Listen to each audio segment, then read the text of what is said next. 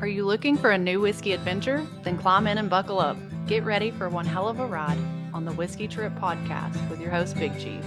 Join in as he and his guests explore whiskey and dive into whiskey stories from around the world. Now here's your host, Big Chief. Hey, it's old Big Chief from the Whiskey Trip, and yeah, you taking another ride with me. And folks, I got on the road last night after work, drove 5 hours north through the Dallas traffic, got up early this morning, and I came over to a distillery I've been trying to get to for a while, and I'm Texas through and through, you know, and Texas proud, so I found a distillery here that has that same love for the state of Texas, for the Lone Star State. 1845 Distilling here in Lowey Crossing, Texas. I know you're thinking where that's at, but we're just outside of McKinney, Texas. I know, where's McKinney at? Well, we're just outside of Dallas. But I got the owner and the founder and the distiller with me. I got Bob Pettit, and man, I'm gonna mess this up. Miguel Perez. Perfect. From 1845 with me, and we're going to drink some of the whiskey and talk about why it is so Texan and what makes it so special. Gentlemen, welcome to the Whiskey Trip, my friends. Glad to be here. This is great. Yeah, it is a good day.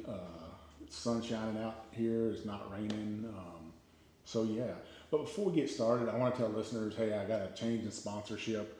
You're going to notice Seldom Seems Farms not on here. I got to thank Kevin and his entire family for the support they've given me over the years. Hopefully they'll be back in 2026. I appreciate everything you've done for me, Kevin. So thank you so much.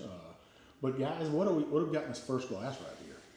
So this is going to be so we have 3 different mash bills. This one's going to be our traditional mash bill. So this does have corn, rye, and malted barley. It's 16% rye in this. It's a bourbon. And this is cask strength, so 118 proof and 4 years old. 4 years old. Now, this is cask strength, so what's the proof on it? 118. 118 proof. You're starting me out like drinking fire water. Yeah, well. well, cheers. Let's nose and taste this thing right here. Bob's not drinking with us today. I don't know what's wrong with Bob. He drank too much in his life. Man, that's got a nose on it right there. Oh yeah. Man, I get that clove spice. I get a little bit of that barrel oakiness from it and stuff. Some people make fun of you when you say you get leather, but when I walk into like a saddle shop or a boot store, I get some of that leather in here. And then I get that old Big Chief kettle corn, listeners. You know, when you ever seen kettle corn made, they put the popcorn in the big kettle with a little bit of oil, and then they put raw sugar in there, and it starts cooking. And this aroma you get from this right here is that kettle corn, and I think, what a beautiful, beautiful nose on it. Well, thank you. Cheers there. Cheers.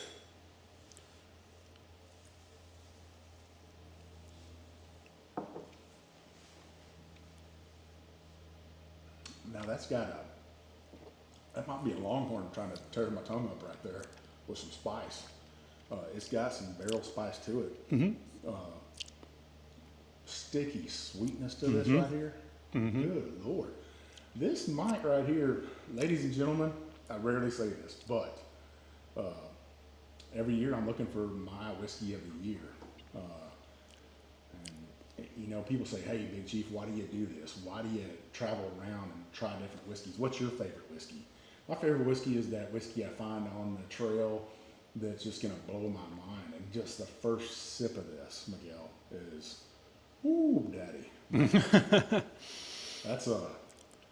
That's heaven right there in a glass. Well, thank you. Cheers. Thank you. Yeah.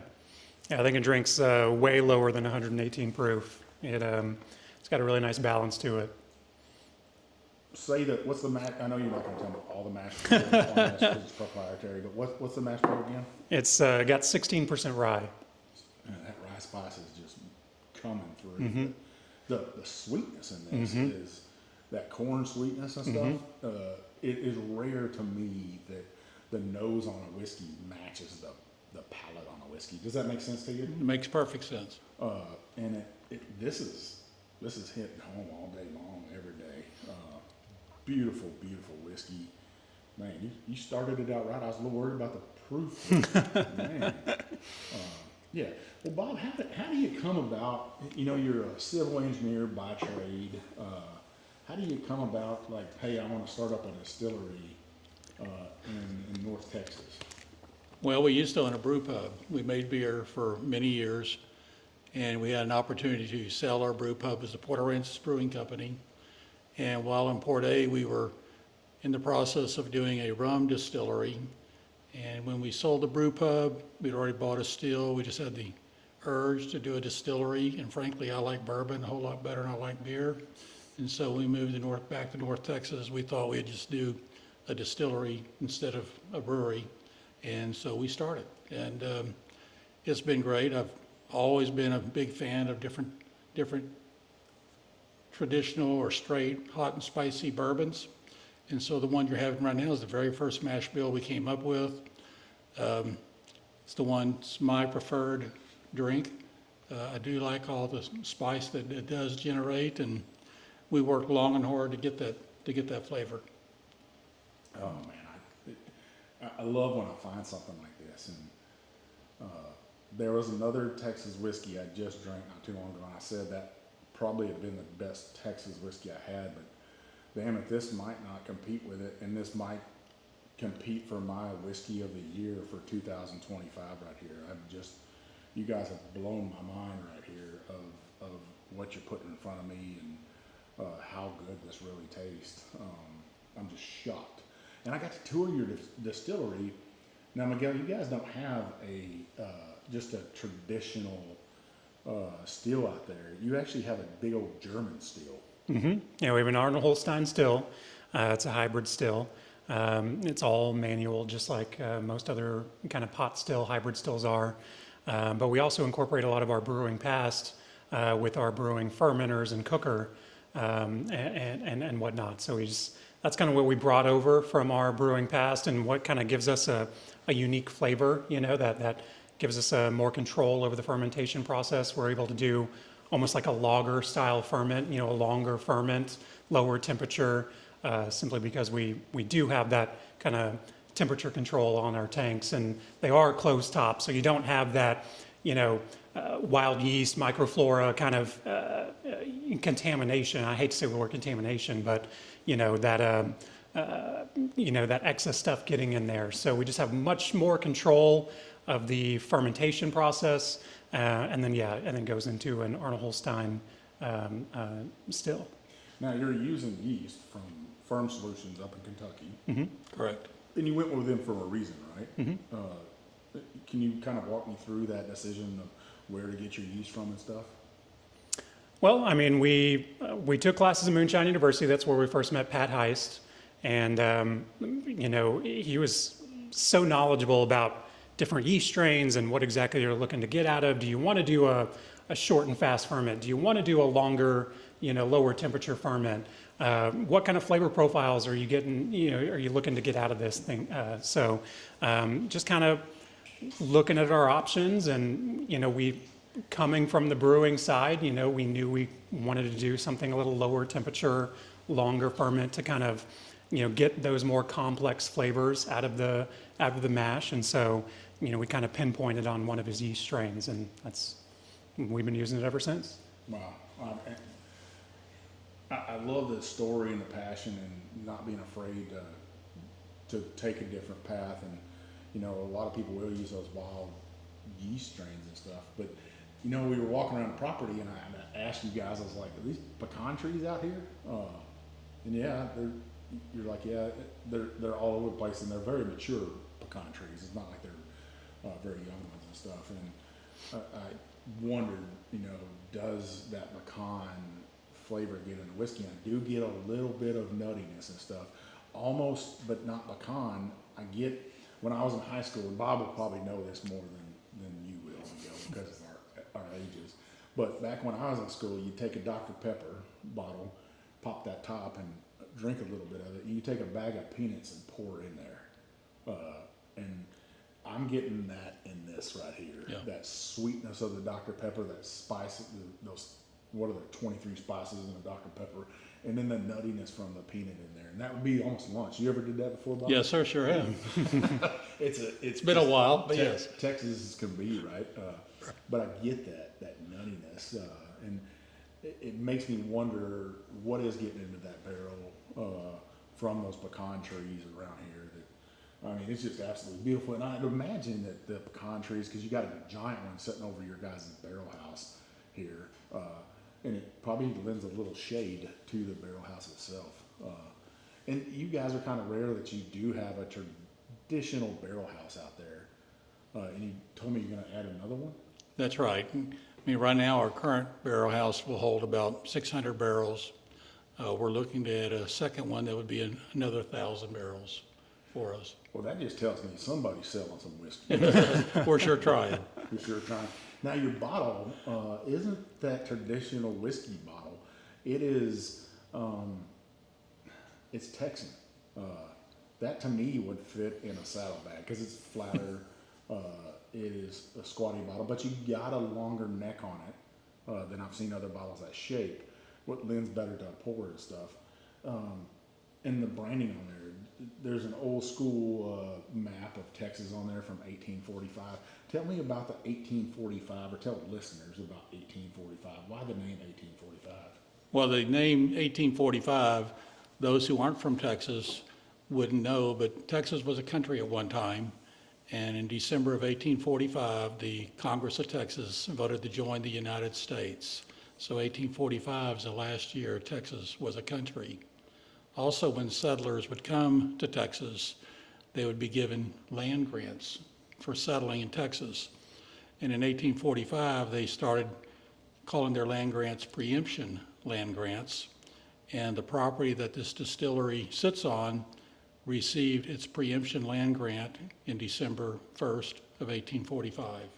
And hence our name, 1845. We're all about Texas history.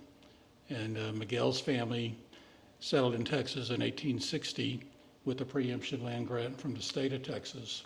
And actually our grandchildren, Miguel's children, are 8th generation Texans on Miguel's side of the family and 6th generation Texans on my side of the family. Wow. So we're all about Texas. All about it. Yes, sir. Enough to put a old school map on the back That's of the right. bottle that you can. You have another bottle that's a clear, or it's not a clear sticker.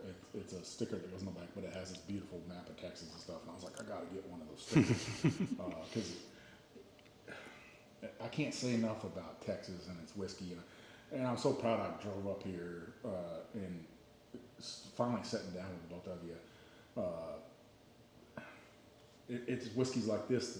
The reason I do this show, right, is to tell a story and stuff, and to tell your guys' story, tell 8th generation, 6th generation people that are still putting it forth in the state of Texas. So much Texas. There's some Longhorns right over here in the pasture, you know, and then you also have a winery here too. And, Correct. You know, one of those bottles I saw a Longhorn tucked in the back of that. And I love that, the attention to detail, from the bottle to walking around here. And the other thing that ties all this together is that you went with German stills. And to me, that might have been the first whiskey distilled in Texas might have been on German stills, because a lot of people don't realize that Texas has a large German influence, right, around the state of Texas. Correct. Our food, our culture, from even a brisket is somewhat German. Taking that piece of meat nobody else could eat and slow cooking it. And, so, man, I love it. What's the next whiskey we're going to pour? Well, we'll move into our wheated bourbon. So now we've replaced that mid-rye grain with wheat. So it has 21% wheat. So it's definitely got that heavy wheat influence. You're going to get that almost sourdough kind of yeasty bread aspect to it, with a nice chocolate note and citrus notes in there as well. Miguel, you're speaking my love language. Well, we had to bring out the wheated for the wheated king, so. I know I am the weedy king of Kentucky, but I might be the weedy king of Texas now. I mean, hey, I drank enough of it. And Wheat, listeners, if you're a new listener out there, a new viewer, wheat is a cover crop in the state of Texas in the wintertime. It was brought on by the Great Dust Bowl, I think of the 20s and 30s, and we had to be taught here how to not lose our soil in our cover crops, especially from this region right here all the way down to like Bryan College Station, which is kind of that black land, right? That black earth where everything grows real good. A lot of people would be surprised to find out that we do grow a large amount of grain in the state of Texas. Oh, yeah. And where are you guys getting all your grain from? It's 100% Texas grain, mostly from the Panhandle. So we try to do as much from Texas as possible. Yeah, I mean, that would make sense, right? Correct. Try to, there's not a shortage of wheat here. No. Or corn Or barley. corn, yeah, yeah. Oh, now that's got that different potpourri nose to it, that walking down a country lane, that honeysuckle I'm always talking about. You know, country boy, you gotta, think about your sensory memory and what you're getting out of something. Now, do you like working with wheat better than you do with rye? I mean, to me, they're both similar. I mean, the only thing with rye is depending on your percentage of rye, you can get a lot of foaming issues, both in the cooking process and the distilling process. But outside of that, I mean, I don't really prefer one or the other. I used to say I enjoyed the wheated more than the more traditional rye grain. But honestly, ever since we started doing our 3 different mash bills, I'm kind of all over the place. It really just depends on, what I prefer to drink that day or that week, Now, Bob, while you're not drinking with us today, what's your preference on wheat or rye? I like the rye. Do you? Oh, You definitely. Like the spice of it? Absolutely, I like the spice. Wow. That's why it was the first one we produced. I was sure that you were going to say I like that wheat better. No. But wow, I'm shocked. Well, before we sip on this, what was the first whiskey you ever drank? Hey, statute of limitations are gone. So, First whiskey I ever had was Jim Beam, just plain Jim Beam white label. and did you like it? Yeah, I enjoyed it. Yeah, for sure. That nuttiness flavor. Yeah, yeah. What about you, Bob? I like Wild Turkey 101. Wild Turkey 101. There's nothing wrong with that. That's a great, especially a great first pour, but a great whiskey a lot of people shun and stuff. And it usually has to do with how they're drinking it. Right. When you're doing shots of it, yeah, it's not going to taste as good as if you slow sip it out of a Glencairn or a whiskey glass. Correct. Well, let's taste this joke Sure. right here. Cheers.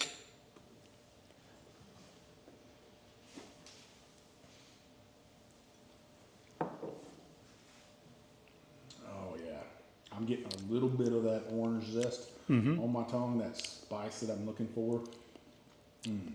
Honey smacking cereal right here all day, every day. A little bit of that creaminess from the milk and that cereal and stuff, but that's what I grew up as a kid. Maybe a little bit of that baker's chocolate with this and stuff, just a tad bit, but the right amount of sweetness on it. What was the proof on this again? This one's on 4 years old and 116 proof. Man, you're keeping my tongue alive right here with this high proof. Man, what a beautiful weeded bourbon right here. Thank you. Now, you guys are using standard 53-gallon barrels here. Correct. Was there a reason you did that when most Texas distilleries, when they first started out, they were using smaller barrels? I mean, even from the beginning, from the get-go, we knew we wanted to age longer. Right now, most of our products are anywhere from 3 to 5 years old, but, we do have aspirations to go as much as 10 years, So we knew the best way to do that is to use a standard 53-gallon barrel. So that's what we started with, and that's what we still use today. What, and you're buying everything from ISC, do you think there's a difference in where your barrels are coming from? As far as like location in the United States, I mean, I believe most of their barrels come from that kind of Midwest area. Right. I don't know if they really source. Maybe they do. It's just not. Missouri, Kentucky, both. Yeah. I'm just wondering if Well, we're out of the Missouri plant. Missouri. I'm always wondered about that, you know, when you start looking at different woods and if they buy timber, if, you know, there's a shortage in Missouri, will they look at going up to like Minnesota and getting wood, or will they go to the Appalachian Mountains besides the Ozarks and stuff? You know, a lot of people don't realize those different regions for wood. Even Georgia now is producing some barrels, in Virginia on the other side of the Appalachian Mountains and stuff. You're starting to see those barrels come out and stuff, and I'm wondering where the barrel market would come from. Yeah. You got all these pecan trees around here, and I asked you about, hey, is there going to be anything in the future? You said possibly. But have you ever thought about trying to like finish a bourbon with some finished pecan woods or staves or whatever you'd like to call them? I mean, that specific thing, no, you know, but we definitely know we want to incorporate, you know, some sort of pecan element to the whiskey at some point, you know. I mean, you're seeing people use mesquite, right? Right. And a lot of people think mesquite. When I think of Texas, I think of our native nut here, which is a pecan. I grew up near San Saba, Texas, the pecan capital of the world. For you listeners out there that don't know that, the mother tree, the mother pecan tree is from there, is what they think anyways. And it would just make sense to try to finish a whiskey with some pecan wood. And maybe it turns out bad. I told somebody one time, you ever thought about, in Louisiana, you ever thought about aging in cypress? And they're like, no. And I'm like, well, you ferment. People ferment whiskey in cypress, so why not finish it with a cypress and stuff? And that would be the same concept if you had a pecan tree that fell here on the property, to age it a little bit and then maybe try to finish it off. Just a thought process. I don't know. You couldn't get no more Texan than that. You know, Right. Utilize what you got. Well, we'll have a new experiment to mess around with. That's right. It'll be fun. That's You right. know, a little bit of a story on these pecan trees. The story is that these were planted as a FFA project for Princeton High School students in the late 60s. So these pecan trees have been here a long time. And there was originally an 80-acre pecan orchard Really? on this property, yes. Yeah, the pecans I'm used to from the hill country where I'm at, and the little bitty creek bottom called Bennett Creek and the Lampasas River. They're the native pecan. Are these native pecans or are they soft shell? We have both. A little bit of both. And listeners out there, when I'm talking about that pecan type, I'm talking about there's a smaller pecan and the shell on them are like a rock. You can bust a tooth if you try to crack one open with your teeth. I wouldn't recommend it. But then you got the more of an engineered pecan, Yeah, it's a bigger soft shell pecan that Right. a lot of people are used to, and it's easier to crack. It's a little bit more, I think of it as a drier nut. And you got the native pecan is super oily, kind of like a walnut and stuff. So not to get off track there. This weeded bourbon right here has got a good oiliness to it, very viscous on your tongue and stuff, and I love that. So you're taking that out of cask strength. What are you going into the barrel at? We go in the barrel anywhere from 110 to 118. Really? Mm-hmm. That's not at 105. I'm kind of surprised by that. So that's the thing that we kind of stumbled on, was between all of the greenery with the pecan trees, the natural field. We actually have, essentially a floodplain leading into Lake Lavon going right through the property here. So we stay relatively cool and super humid year round. So that does something unique to our barrels. Our barrels don't rise in proof. So if we go in the barrel at 115, 3, 4, 5 years later, it's going to come out about 115. So if you went in at 105, you're not going to get that higher proof at all. No. You stay at 105. You said it's human, and I was watching Bob sweat when we were out walking around. Right. And I'm like looking at myself. I was like, am I sweating? But me and my wife walked out of the hotel this morning. We were like, ooh, this is nice. This is like a fall day right here. Because we live down in southeast Texas, and the humidity down there is 100% sweat is what it is. So when you say it's humid here, I'm like, no, not even close. If we were down in southeast Texas, you'd be like, yeah.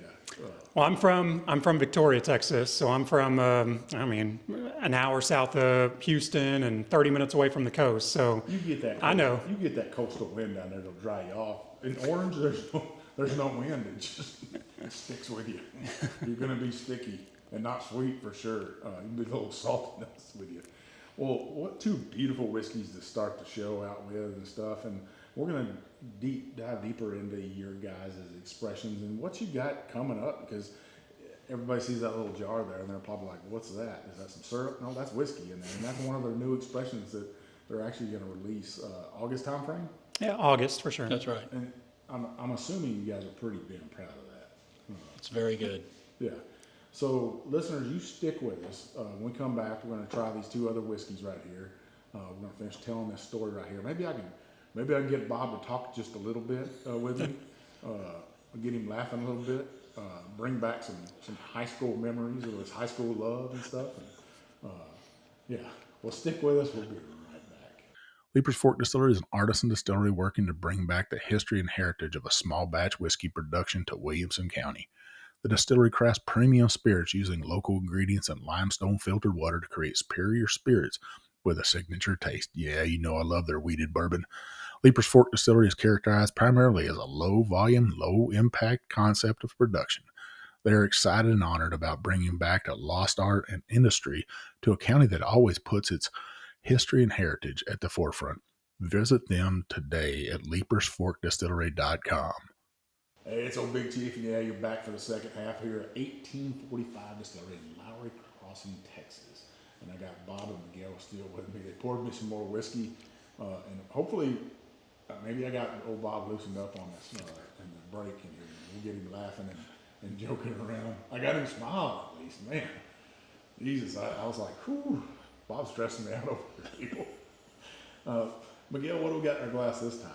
So this is our third mash bill. This is our 4-grain mash bill. This now has both rye and wheat, equal parts, 12% of each. It's 4 years old and 114 proof. Wow, 114 proof. Mm-hmm. 4-grain bourbon. Mm-hmm. That nose on this, man. You guys' noses on your whiskeys. Maybe it's these pecan trees here. I don't know, but the noses, you know, it's like looking at a plate of food. And you said you went to culinary school, mm-hmm. right? And if you look at a plate of food, it's like most German food. Don't look too pleasing to me. It tastes good, but it does a trick with your brain. But whenever you have a nose on a whiskey and the nose is good, it makes you want to think the palate's going to be good. So, I love that. Just smell that. This is just opening up, and that 4-grain is just something amazing. And a lot of people don't do a 4-grain. Why a 4-grain for you guys? Honestly, the story behind this was we did our traditional mash bill with the rye. We did our wheated bourbon with the wheat, and we had some grain left over. We were like, well, let's make a 4-grain, see what happens. And it didn't work out too well. It didn't work out too well that first time, just with the kind of leftover grain. We tweaked with the mash bill just a little bit, got it to something we liked. And then the original plan was, let's have 3 mash bills. We'll let the consumers decide which 1 or 2 they like the most, and that's what will stay on the shelves. Well, at the end of that first year of being open, all 3 sold the same amount. So we're like, well, I guess we just have 3 mash bills now. So, well, let me just say about this Bob right here. It is rare that I go into a distillery and I have more than one expression that I say could compete for Whiskey of the Year for me. And I would say this right here because I taste it and it absolutely matches the nose on this. You get a little bit of chocolate, white chocolate at that on this. That citrus. A little bit of spicy honey I get on this right here. It's delicious. Stickiness, 114 proof. Obviously, everybody always asks me what's the bourbon you take to a desert island, right? And 107 proof, Weller Antique, Weller 107, if I can have it. Hell, I take this right here to that island. Just run around there buck naked and just having a good time by myself. We get a lot of requests for a single barrel pick. I just knew you were going to we get a lot of requests for you, Mike, to run around buck naked. I knew you were going to say that, Bob. I don't think we've gotten that. I mean, I drink enough of this, I'll be able to ride one of those Longhorns around. Yeah, it'd be a good time. So, 4-grain, do you guys have a issue or have a problem trying to find malted barley here in the state of Texas? No, no. Not at all. I mean, no, it's pretty common. I mean, we have really great suppliers with both Tex Malt and MBS seed. And no, I mean, we've never really had an issue. Yeah, a lot of people say, I think a lot of Texas distilleries go with that Tex Malt is a big supplier in the state of Texas and outside of the state of Texas. Even over in Louisiana, I think some distillers are over there using that Tex Malt. And, I love it. Texas companies working to help raise farmers up. Last year was as we know, was a tough year for farmers in the Panhandle. Not only with a drought, but also with fires up there. So, right. And, Texas is taking it hard again this year. Another disaster strikes again, and once again, our hearts go out to those families that lost loved ones down there in the hill country in Kerr County, Kerrville, Texas, and stuff. Not too far from where I grew up and stuff. It's heartbreaking to watch that, but it's always nice to see like the Texas Distillers Association, Texas Distillery step up and give back and help those folks out. A lot of them aren't insured. There's a lot of funerals going to have to be paid for and stuff, and unfortunately, and it's nice that people do help out this time of need and stuff. Not to get on a sad subject Right. and stuff, but I want to put our thoughts out there, our prayers out there to those families that are suffering right now, and you are in our thoughts and prayers. So back to this whiskey right here, sticky, sweet. I've drank a lot of 4-grain, and there's not that many people making a 4-grain bourbon out there, but this right here, you have mastered that balance between the wheat and the rye. Do you find that tough to do? I mean, at first, yes. And like I said, that first iteration of it, I mean, it did not come out very well. And like I said, we just kind of tweaked it a little bit. We actually found out that just equal parts of both the rye and the wheat gave it a nice balance, of that rye spice, of that kind of bready, sweet notes of the wheat grain, that earthy notes of the wheat grain, and so, I mean, the 4-grain's arguably my favorite mash bill that we do. Wow. Yeah. Like I said, it's rare that I go into a distillery and I drink 2 expressions that I think, man, this probably could compete for my whiskey of the year. And that's pretty high praise for me and stuff, because I'll drink anywhere from 1,500 bottles of whiskey at expressions in a total year and stuff. Sometimes a distillery might send you 8 different expressions, and then you go to a whiskey festival and you're getting to try all kinds of different stuff, and people are sticking bottles that nobody else gets in your hand and saying, hey, you need to try this right here, and you try it, and sometimes you're like, that's just bourbon. It's not amazing bourbon. This right here is amazing. So these core lineups that you have, what's the price range on these right here? Those are $76.99 in the tasting room. You might get them at Specs or Total Wine for a little bit less, but MSRP is $76.99. I mean, I think that's right on proof with other craft distilleries out there, what they're paying, and you're getting a super high proof. Correct. Beautiful Texas whiskey. I think if you're a Texan out there, anywhere in the nation, if you're a service member, I think, man, you got to have one of these. Now, you guys can't ship out. You can't ship In Texas. but you can ship outside of the state of Texas. Correct. So if somebody does order one, they could get it from you. Not directly from us, no. Not directly from you. No. Okay. Now, we have to be licensed in whatever state it goes to. Some states will allow us to ship directly to consumers in them, but there are services that we can go through, as Miguel was suggesting, in order to get it to other states. So you guys and you're really still a very young distillery and coming of age and stuff. And that's something I'd like to say to listeners out there, come visit these craft distilleries, because they are coming of age and their whiskey's coming of age, and you just get to see something beautiful and taste it. Come in here and taste whiskey, because you guys do tours, you do whiskey tastings here and stuff. And wouldn't you love somebody to come in here and buy bottles? Do you sell bottles here at the distillery? Right? That's right. Oh, yeah, we do everything we can to get folks to come in to purchase a bottle. I mean, we enter all the different festivals across the state. We do tastings at all the stores, Specs, Total Wines, Independence. We're always out there promoting our product, trying to get our name out there, because a lot of folks have not heard of us. But I do believe that as they try us, they like us. There's no doubt about it. And we're getting a pretty good following. We have folks who have purchased every single bottle we've produced in the last 2 years. That's that cult following you want. And you guys have just did a single barrel not too long ago, right? Yeah, we just released a weeded single barrel, 5 years old. It's for sale right now in the tasting room only, not available in distribution.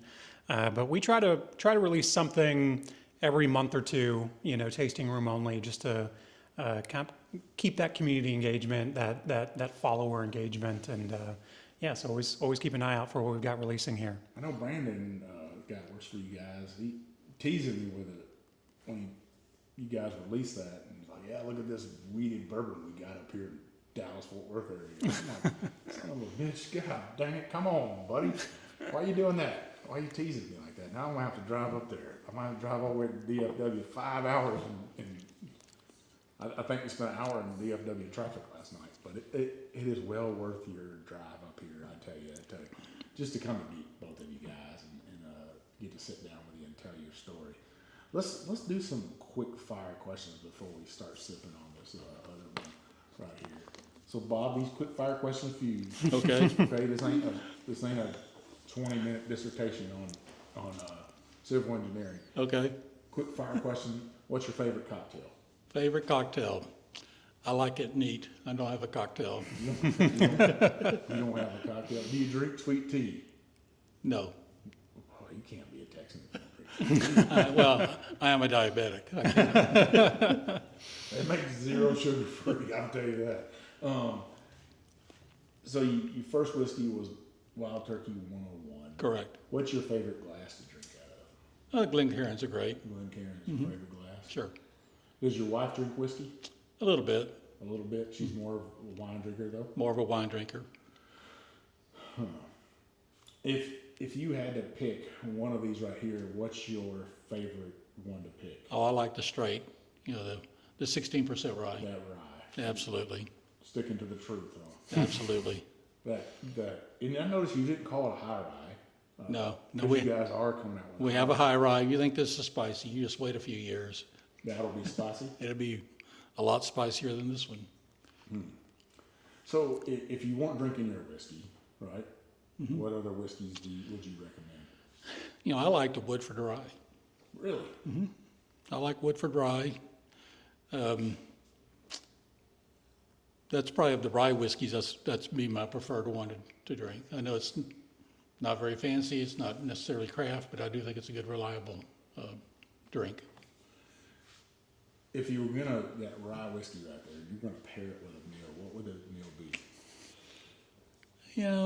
I don't know. I mean, not barbecue, I guess.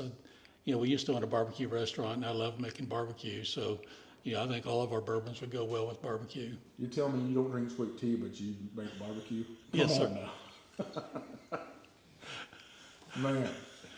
I drink tea. I didn't say sweet tea. Oh, so you drink sun tea? Yeah. Yeah. With an old pickle jar? If I have one, sure. Yeah. See, I know what you're working with. So Miguel, quick fire question for you. Sure. What's your favorite cocktail? My favorite cocktail is an old fashioned. Old fashioned. Made with what though? I'm not going to tell you my recipe because it's pretty off the wall. Maybe off air, I'll tell you. Okay. But yeah, my personal old fashioned recipe is definitely my favorite cocktail, whiskey cocktail. I mean, you're not going to say something like midget sweater or something, are you? No, nothing that crazy. I can get Bob over here. So if you had to pick one of these, which one's your favorite? So, I mean, with us being a craft distillery, even like a micro distillery, we're going to have some variation batch to batch. So my answer will vary batch to batch. Right now, the batch of our traditional mash bill that we tried first, that 118 proof, we just came out with that a couple of months ago. that's currently my favorite out of the three. I have multiple bottles of that at home. That's what I drink neat, and that's what I drink in cocktails as well. Okay. But if you would ask me 6 months ago, it would have been that second one we tried, that 4-year-old wheated. What's your favorite, one of your product, that's not your product, favorite whiskey? So if I'm going to go pick something off the shelf, if we're not in the whiskey industry and I'm just going to go grab something from Total Wine or Specs, it's going to be Russell's Reserve. Russell. Not a bad bottle right there to pick. I love the wild turkey profile. It's got that cherry juice flavor to it, kind of. Yeah, I shouldn't say flavor because it doesn't have any flavoring in it. It's just you get that that sense of cherry juice in there and stuff. Well, hey, what if another quick fire question? If there's one thing that you could go back and change, what would be one thing that you would change? Change within The distillery itself. I don't know if there's anything that I would change. I mean, I come from the restaurant industry. There's a lot of chaos in the restaurant industry. I love that almost on the borderline of chaos, that learn as you go, that kind of thing. That's why I enjoy what we do here. It reminds me of the restaurant industry in a lot of ways. So I'm not sure if there's anything I would change. I mean, I enjoy working as a family, working as a close team, kind of experimenting. I mean, whiskey to me is like cooking. You experiment with fermentation times and cook temperatures and barrels and all that kind of stuff. Your cuts when you're distilling, so your entry proof, that kind of thing. So I enjoy everything that we do, and since when we started in 2018. So I'm not sure there's something I would change. Would you recommend everybody working for their father-in-law? Depends on the day and the week, I guess. The truth's coming out. Let me stir it up. Bob, what's one thing that you might change if you could start all over again? I think we've done well in picking what we have. I think the equipment is good. I think going with the beer background and going with the kind of fermenters that we have has made a huge impact on our product. I think like Miguel is saying, we planned to be a low volume distillery. We never really planned to be into distribution. That just happened, fell into our laps, and now we're trying to embrace that and grow with that. And I guess we could have made some better decisions to have bigger equipment, more versatile equipment perhaps to do larger volumes. But we really don't want to change what we do. We like our products that come out, and we're always going to be a craft distillery. We're never going to be one of the bigger, even the bigger craft folks. Maybe pick a different son-in-law? No, not at all. He's great. His most important job is taking care of our grandkids. I mean, that's the ultimate role that he has. That's well said, right? That is well said, Bob. That's well said. And I can tell that you two get along and stuff, and excited to work with each other. I'm sure there are pains sometimes, but what's one of the most surprising things that you've learned in owning a distillery? Well, in my profession, everything's got to have it now. And so it's been a big transition for me to be patient and to wait 3, 4, 5, 6 years to see what's going to come out of the product. And that's taken some getting used to for me. I mean, because I was a pretty high pressure type person, in my professional career So it's been a challenge for me to kind of see, but it's kind of fun also because we experiment with lots of different kinds of barrels, different mash bills going into the barrels, and whether they're second use, first use, whatever, charred, not charred. We've tried a lot of different things just to learn what happens with it to make better decisions in the future. I mean, you're a winery too. Correct. And the listeners out there, I know somebody's going to ask this, so I might as well just get it out of the way.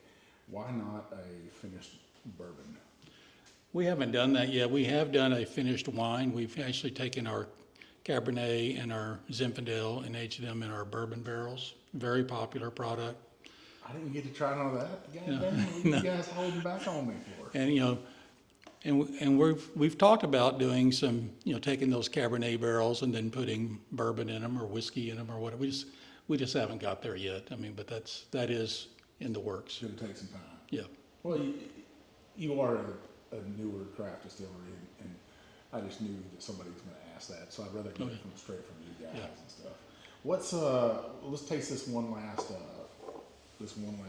Sure. What's something that you guys come up besides this right here? What can people expect from 1845 here in the near future? Well, we have coming out, last year in September, we released our first finished bourbon. It was a double oaked bourbon. It was 4-year aged, in char 3 barrels, and then we double oaked it in char 1 barrels. Huge success, double gold winner in the San Francisco. So this year we're doing basically the same thing, but this time it'll be 5-year aged barrels. And the goal is to have those out late September of this year. So that'll be coming out. What you're tasting right now is our very first bottled and bond product, which will be, it's our wheat, and it will be coming out in late August, assuming it comes out well, and we'll let you be the judge of whether it's a good Pretty drink. beautiful nose. Cheers. Thank you. So you can decide whether or not we should release it in August or not, so. Yeah, so this is, these are still in the barrels. We do a slow proof down here, so these have been slow proofed over the last 6 weeks, and will continue to be slow proofed for another week or two before they're bottled, just to preserve that barrel flavor. And so right now it's sitting right at about 101, 102 proof. And then we'll finish off those last proof points to get it down to exactly 100 and bottled here in the next few weeks. My first thoughts on this right here, and you said that's 101 or 102. This will compete with Weller 107 all day, every day. Thank you. And I'm a wheat guy. I think you said 21% wheat. You don't see a whole lot of bottled and bond wheated bourbon out there. I think that's very courageous of you guys, but I would tell listeners that, man, why hasn't somebody did this yet right here? And there is some magic here in the Texas air, the Texas terroir of Texas whiskeys. For those people that have drank Texas whiskey in the past and said, oh, it's too oaky, it's too tannin, it's too this, it's too that, it's too cowboy for me, it's too rough, it's too rugged.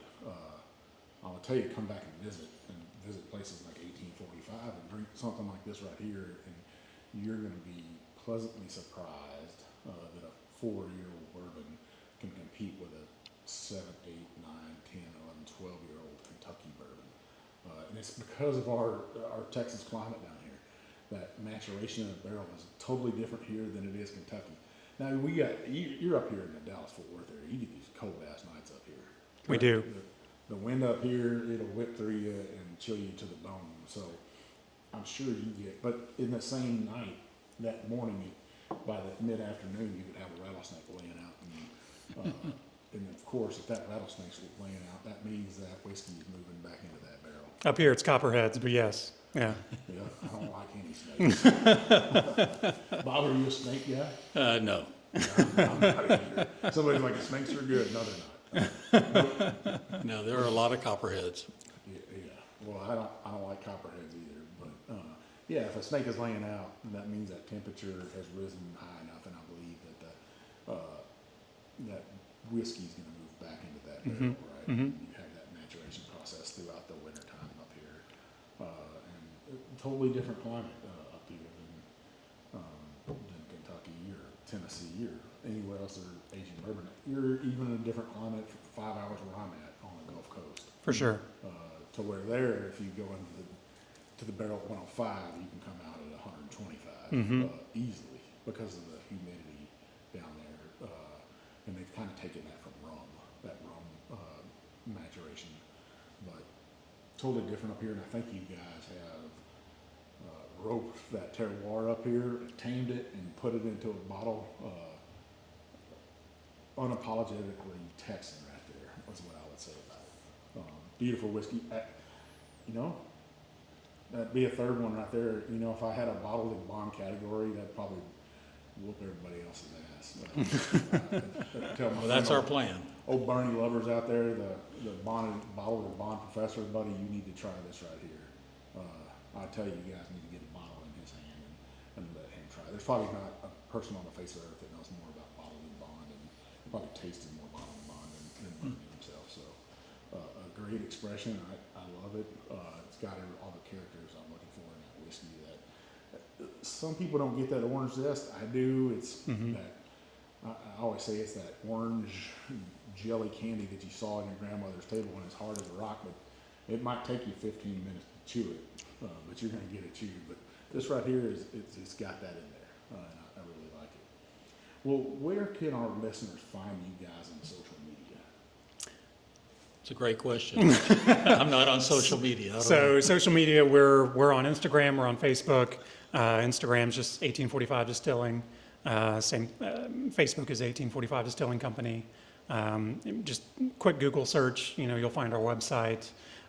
So yeah, plenty of options if you're on Instagram, Facebook, or just want to go to our website. Not on YouTube yet? Not on TikTok? You got Brandon dancing on TikTok? No, I'm not on TikTok. We're not on TikTok, but maybe one day. Well, Bob, any last listeners for our words for our listeners out there? Well, we appreciate you coming out. And, what's important to us, it's all about family. It's all about Texas. It's all about our roots. And we're trying to produce what we think is world-class bourbon here in Lowey Crossing, Texas. Well, I think you did that. I think you've captured the big chief's heart for sure. You got me wanting to come ride a Longhorn buck naked in here to get people to buy whiskey. What else could be said? Miguel, any last words for our listeners out there? If you please come out and visit us if you're in the DFW area. Like I said, in Lowey Crossing, Texas, we're open Fridays from 4 to 7, Saturdays 12 to 5. We offer tours, one tour on Friday, tours on the hour on Saturday, complimentary tastings, bottle sales. Like I said, we always try to keep something, at least one, if not multiple things here on the tasting room shelves that you cannot get in distribution. But if you can't make it here, we're in most Total Wines and a lot of specs across the state of Texas. So listeners, before we do leave, and I give these guys a final thank you. You guys do have a giveaway for one listener out there, and you guys got to bottle your whiskey in Glencairn, right? And what listeners are going to have to do, since 1845 is only on Facebook and on Instagram. This is again an Instagram giveaway. I know I promised a YouTube one, but I got to help these folks out too. What I want you to do is I want you to tag in the post for this. You'll see these two mugs right here, and it'll say the whiskey trip and the episode 1845 Distilling. In the comments on there, I want you to tag 4 people and let them know about, and tag 1845 as well, and let them know, hey, you got to check this out, right? And then what we're going to do is we're going to give that bottle of bourbon away in that Glencairn 1 week from the release of this episode right here. It'll be on Monday at 6 p.m. Central Standard Time. You'll see my big old mug come on there and announce it. I'm the guy that chooses that, but you can't enter if you can't win. You got to be 21 and you got to reside in the United States. But I really hope you'll support 1845 Distilling. Get the word out there. Tag as many people as possible. I know you guys really appreciate that. Absolutely. Get the word out there for you. And then if you win this bottle, take it to a bottle share. Take a photo with your buddies and stuff and tag 1845 in it. Let everybody know that, hey, we shared this bottle of whiskey that was given away from a small craft distillery and stuff. They're putting their love in here. They're putting their pride in here. They're putting their hard work and effort in here. And I want you to experience that, what they're doing here in Lowey Crossing, Texas. So, gentlemen, I can't thank you enough for coming on the whiskey trip. Invite me into your house and pouring your whiskey for me. I was supposed to be up here last Thanksgiving when I was supposed to be. It just didn't work out. But I'm here now. I made the effort to come up here, and I was rewarded for that effort by getting a sip on some just mind-blowing whiskeys. So come over here to Lowey Crossing and try it out. Listeners, you know where you can find old Big Chief. You can find me on TikTok, Instagram, Facebook, YouTube now.